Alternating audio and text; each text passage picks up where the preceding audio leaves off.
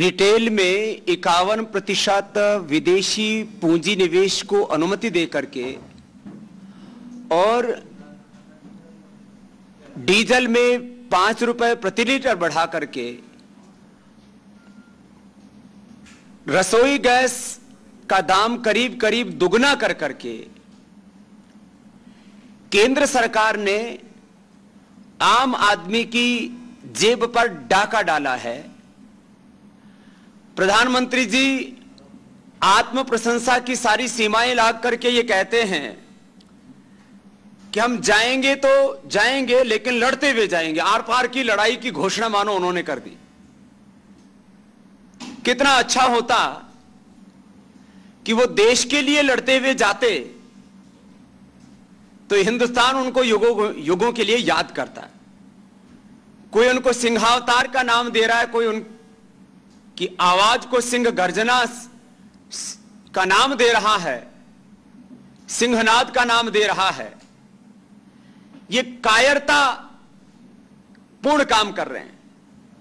2-4 बार विदेशी मीडिया में जब ये छप गया कि भारत के प्रधानमंत्री तो फिसड्डी हैं, महंगाई की आग लगा दी, पूरे देश की अर्थव्यवस्था को गिरवी रख दिया। ये बहुत ही दुर्भाग्यपूर्ण कदम सरकार ने उठाया है। करीब आज 25 से 30 लाख करोड़ रुपए का खुदरा बाजार का साइज है, इकोनॉमिक साइज है। 2014 तक ये करीब 50 लाख करोड़ होने वाला है और 2020 तक 80 से 100 लाख करोड़ रुपए खुदरा बाजार का इकोनॉमिक साइज होगा। और इस पूरी अर्थव्यवस्था को या तो विदेशी हाथों में सौंपना चाहते हैं, आर्थिक उपनिवेशवाद, आर्थिक गुलामी की ओर देश को धकेलना चाहते हैं।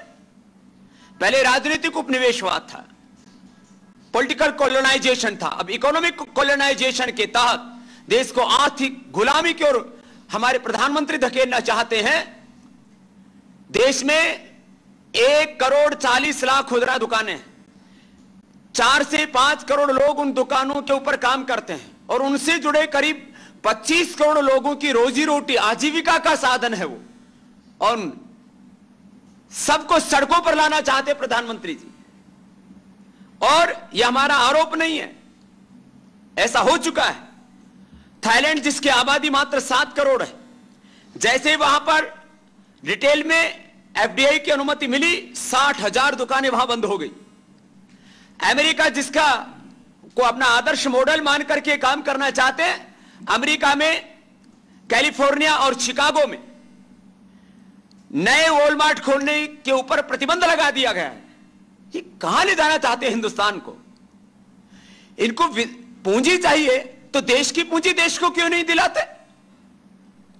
जो इलीगल एसेट और इलीगल मनी बाहर है, देश के भीतर और कुछ एफडीआई के माध्यम से आ चुका है।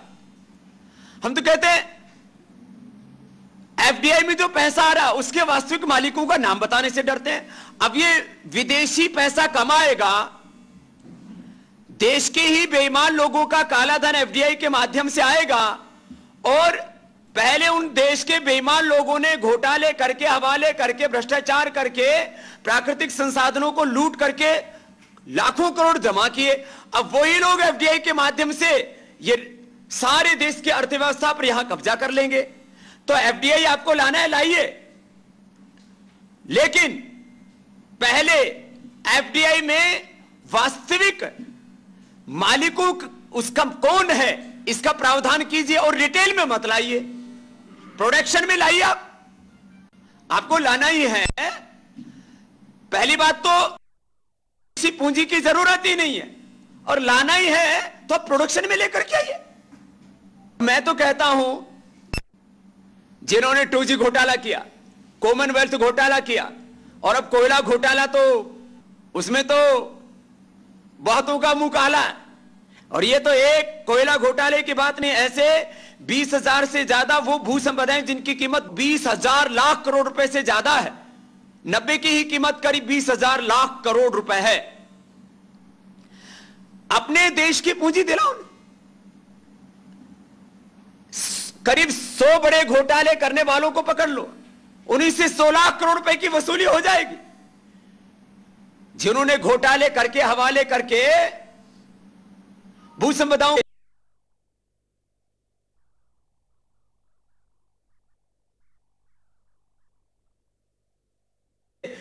कलमा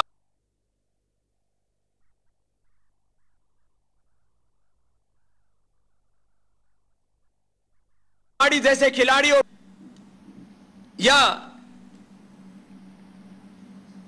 हसन अली जैसे 100 लोगों को पकड़ लीजिए। 100 लोगों को, बेईमान, भ्रष्टाचारी और देश के साथ धोखा करने वालों को पकड़ लीजिए, 16 करोड़ आ जाएंगे। एफडीआई के माध्यम से तो सरकार कहते हैं कि आने वाले 3 से 5 वर्षों में करीब 1 लाख करोड़ आने की उम्मीद है। 16 करोड़ रुपए लेते नहीं, अपने देश का धन, विदेशी धन करीब 1 लाख करोड़ रुपए लेकर के पूरे हिंदुस्तान की अर्थव्यवस्था को दांव पर लगाना चाहते हैं। इनको पेट्रोल और गैस के दाम बढ़ाने पड़ते हैं, बोले करीब इससे 1 लाख करोड़ का घाटा हो रहा है। 16 करोड़ रुपए जो बेईमान लोगों ने लूटा उसकी वसूली कीजिए। लोगों की जेब पर ढाका क्यों डालते हो? और मैं तो राजनीतिक दलों से भी आह्वान करता हूं कि अब मात्र धमकी ही ना दे। यदि ये सरकार रिटेल में एफडीआई, महंगाई बढ़ा करके देश के लोगों के साथ अत्याचार कर रही है, चाहे वो गैस के दाम बढ़ा करके, पेट्रोल के दाम बढ़ा करके, इससे यूपीए के जितने भी घटक दल हैं अब उनके लिए अग्नि परीक्षा का समय है। चाहे वो भीतर से सहयोग कर रहे हैं, बाहर से सहयोग कर रहे हैं, कह देना चाहिए कि हम तुम्हारे पाप के साथ नहीं है, हम देश को इंसाफ दिलाना चाहते हैं और इनसे अपना समर्थन वापस ले लेना चाहिए। मुझे पूरी उम्मीद है कि आदरणीय मुलायम सिंह जी, बहन मायावती जी, आदरणीय ममता बनर्जी जी इस विषय में एक मिसाल कायम करेंगे। इस डूबते हुए जहाज से अपने आप को जितना जल्दी अलग कर लेंगे उतना ही देश का भला होगा। अब केबल और डीटीएच में भी 49 से 74% इन्होंने एफडीआई को अनुमति दे दी है।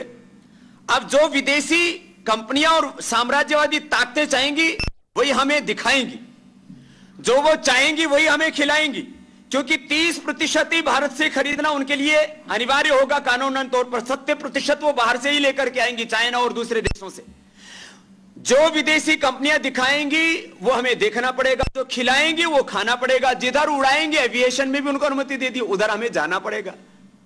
एक तरह से पूरा देश विदेशी ताकतों के गिरवी रख दिया है और ऐसे में अब सब देशभक्त हिंदुस्तान के लोगों को सरकार के इन गलत फैसलों का विरोध करना चाहिए। इन फैसलों का विरोध करने के लिए पहले हमने सोचा था भारत स्वाभिमान यात्रा का जो तीसरा चरण है वो कहीं और से शुरू करेंगे, लेकिन अब 2 अक्टूबर को दिल्ली के जंतर मंतर पर दिन भर धरना प्रदर्शन का कार्यक्रम होगा और तीसरे चरण की भारत स्वाभिमान की यात्रा की शुरुआत महात्मा गांधी जी के जन्मदिन से जंतर मंतर से शुरू होगी और गलत आर्थिक नीतियों के खिलाफ, गलत आर्थिक फैसलों के खिलाफ और जो पूरे देश को पूंजीवादी, साम्राज्यवादी, अधिनायकवादी, उपभोक्तावादी, बाजारवादी, भोगवादी लोगों के हाथों में सौंपना चाहते हैं। देश के जल, जंगल, जमीन, भू संपदा को पूरी तरह से पहले नीलाम कर चुके हैं और अब और ज्यादा तबाही हम स्वीकार नहीं करेंगे। पूरे देश में जो आक्रोश है उस गुस्से को अब ये सरकार और दिन दबा करके नहीं रख सकेगी। आज मैं उत्तराखंड में जिस तरह से प्रकृति का प्रकोप चल रहा है और उसमें हजारों लोगों के घर बह गए हैं, उनके पूरी तरह से वो तबाह हो चुके हैं और बहुत लोगों ने अपने जीवन को उसमें गंवा दिया है। उनको भगवान ताकत दे और उसमें हम जो भी सहायता कर सकते हैं क्योंकि उत्तरकाशी में हमने तुरंत शुरू कर दिया था, वहां हमारा पहले से इस सेवा के लिए इंफ्रास्ट्रक्चर था। अब पर भी हम सेवा के काम को आगे बढ़ाएंगे। उनको हौसला वो रखें। महात्मा गांधी जी के समाधि स्थल पर जाएंगे कि महात्मा गांधी स्वदेशी के उपासक थे। इनका तो खाली तन तन स्वदेशी है, मन विदेशी, विचार विदेशी, आदर्श विदेशी। इनके घरों में कुत्ते विदेशी, गाड़ियां विदेशी, घड़ियां विदेशी, इनका सब कुछ विदेशी। अब इनको स्वदेश से प्यार नहीं रहा है। महात्मा गांधी के विचारधारा की, उनके मूल्यों के, आदर्शों की, सिद्धांतों की उन्होंने धज्जियां उड़ा करके रख दी हैं। महात्मा गांधी के यदि मूल्यों के, आदर्शों के और उनकी आत्मा के यदि कोई हत्यारे हैं तो वे खुद बन चुके हैं। और इतने ज्यादा जो है ओछेपन पर उतर आए हैं। कल पतंजलि आयुर्वेद कॉलेज, उसको में प्रवेश की अनुमति हाई कोर्ट को देनी पड़ती है। अरे लड़ाई करने तो हमसे करो, और वो भी खुले में आकर के करो। कायर कमजोर और बुज़दिलों की तरह पीछे से वार क्यों करते हो, और बच्चों के भविष्य के साथ खिलवाड़ क्यों करते हो? कोर्ट को हस्तक्षेप करना पड़ता है। मुझे लगता है जिस तरह से पिछली बार भी इन्होंने इसी तरह से किया, इस और पूरे देश भर में करीब करीब इन्होंने 70 से 80% आयुर्वेद कॉलेजों को बंद कर दिया गया। ये विदेशी चिकित्सा, विदेशी शिक्षा, विदेशी विचार, विदेशी संस्कृति और सभ्यता, उसके अलावा इनको हिंदुस्तान का कुछ भी अच्छा नहीं लगता। जब हिंदुस्तान में इनको कुछ अच्छा नहीं लगता है और हिंदुस्तान इनको अच्छा नहीं लगता है, तो फिर हिंदुस्तान में रहते क्यों हैं? समझ नहीं आती।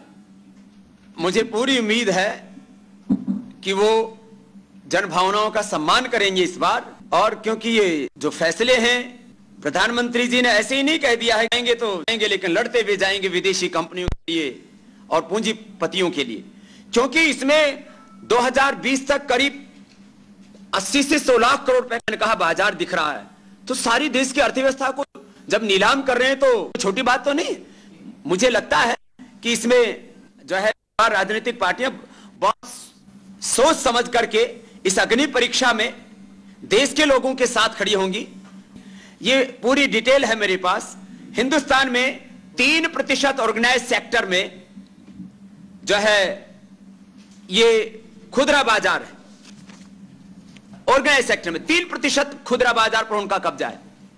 आज अमेरिका में, इंग्लैंड में, जहां पर ये बड़ी बड़ी रिटेल शॉप्स आ रही हैं, वहां पर अमेरिका में और इंग्लैंड में 80%, और दूसरे ब्राजील आदि दूसरे देशों में भी बहुत तेजी से आगे बढ़ रहे हैं।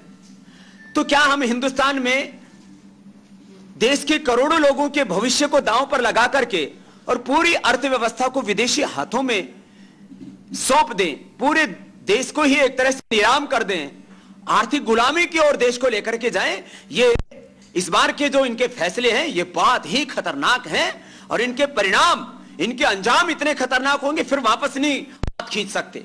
हमारा जो पहले वाला स्टैंड है, हम उस पर कायम है। हम नैतिक धरातल पर रह करके सामाजिक, सांस्कृतिक, आर्थिक और राजनीतिक बदलाव के लिए जो हिंदुस्तान के एक जिम्मेदार नागरिक को काम करना चाहिए करेंगे। पूरा हिंदुस्तान लुटता रहे और लुटेरे शासन करते रहे, गलत आर्थिक नीतियों के कारण और अपनी गलत नीयत के कारण से देश की प्रतिष्ठा दांव पर लगा दे, तो ऐसे लोगों का शासन देश के लिए कतई उचित नहीं है। इसलिए यद्यपि चुनाव समय से हो तो बेहतर है, लेकिन जिस तरह से देश को लूट रहे हैं लुटेरे, हमने देश को लूटने के लिए उनको सत्ता पर नहीं बैठा, हमने देश को आगे बढ़ाने के लिए उनको सत्ता पर बढ़ाया था। हमने उनको सत्ता पर इसलिए नहीं बैठाया था कि देश को बेचेंगे, हमने देश को बचाने के लिए, आगे बढ़ाने के लिए उनको सत्ता पर बैठाया था। और ये देश को बचाने वाले यदि देश को बेचने लग जाएं, रक्षक यदि भक्षक बन जाए, तो फिर उनको सत्ता पर एक दिन भी रहने का नैतिक और संवैधानिक अधिकार नहीं। सरकार इतनी ज्यादा ओछेपन पर उतर आई है। अब सरकारी एजेंसियों का पहले दुरुपयोग किया, जब उनसे बात नहीं बनी, जब सीबीआई से लेकर के और तमाम टैक्सेशन डिपार्टमेंट्स, उन सबको भी लगा दिया। करीब 1.5 साल हो गए, 2 साल जा रहे हैं। जब वो अपनी सारी ताकत लगा करके, सरकार में ताकत होती है, वो एक दिन में आदमी को मिट्टी में मिला दे, लेकिन वो हमारा बाल बांका नहीं कर पाए। तब इतने ओछेपन पर उतर आए कि ब्लैकमेलर्स और आर्थिक प्रवृत्ति के पीछे लगा करके कि बाबा जी का चरित्र हनन करो, उनके कुछ लोगों को 50,000, 5 लाख, 10 लाख कितने भी रुपए देकर के उनसे उल्टे सीधे बयान लो और छवि खराब करो, और काफिले आदि का कई बार अनुसरण करते हुए और बार बार हमारे ड्राइवरों से पूछ करके कि बाबा जी की लोकेशन क्या है, इसका मतलब उनका हत्या का षड्यंत्र भी हो सकता है। इस तरह के घिनौने हरकतें किसी के लिए भी उचित नहीं कही जा सकती।